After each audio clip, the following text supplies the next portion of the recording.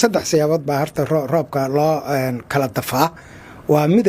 saddex siyaabood roobka loo kala dafaa warna inta ku baqantiin marka roobka la kala dafaayo dadoo inta jirtiin idinka haye bal 10 kan qaata saddex wax qaab ah roobka loo dafaa bal haye hadda sheekadayna bilaabatay roobka mid in la beerto oo ciidaas iskood u beeratay ko roobka waa la beertaa idinka beer iyo meelaas la beertay roobka la beertaa ko haye waa beer ayagoo leeyahay ayaga beertaan marka aad malaha midna waxa weeyaan dad roob u diilha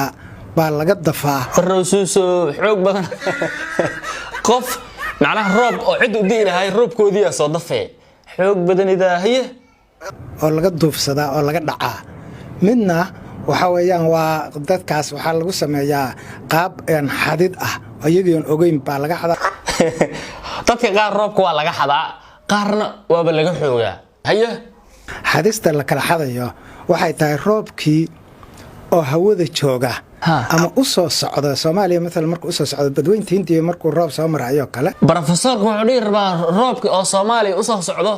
dhaxda laga xaday ilaa waxa isla abaaraha iyo kuleelka xoolo jira ilaa roobkii la xadooya idinkina ma ogidin haye dad ba arkaya waa ka hortagayaan markay roobka oo Soomaaliya ku soo socday arkaya waa ka hortagayaan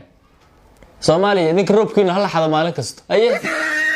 markay ka hortagaan waxay sameynayaan roobkii meeshii uu ku abaarnaa oo Soomaaliya ahayd baa waxa la qaadanayaa diyaarado oo helicopter qaar ah iyo kuwa kale oo yar yar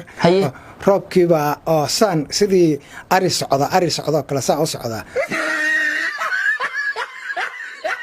roobka Soomaaliya oo ari amal socdo kula professorka roobka Soomaaliya oo sidii ariga u socdo la xadaa kadib diyaarada lagu qaadaa warnay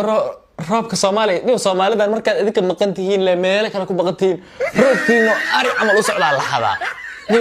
aqliyeesha roobkiina ilaalishada hadda professorka wuxuu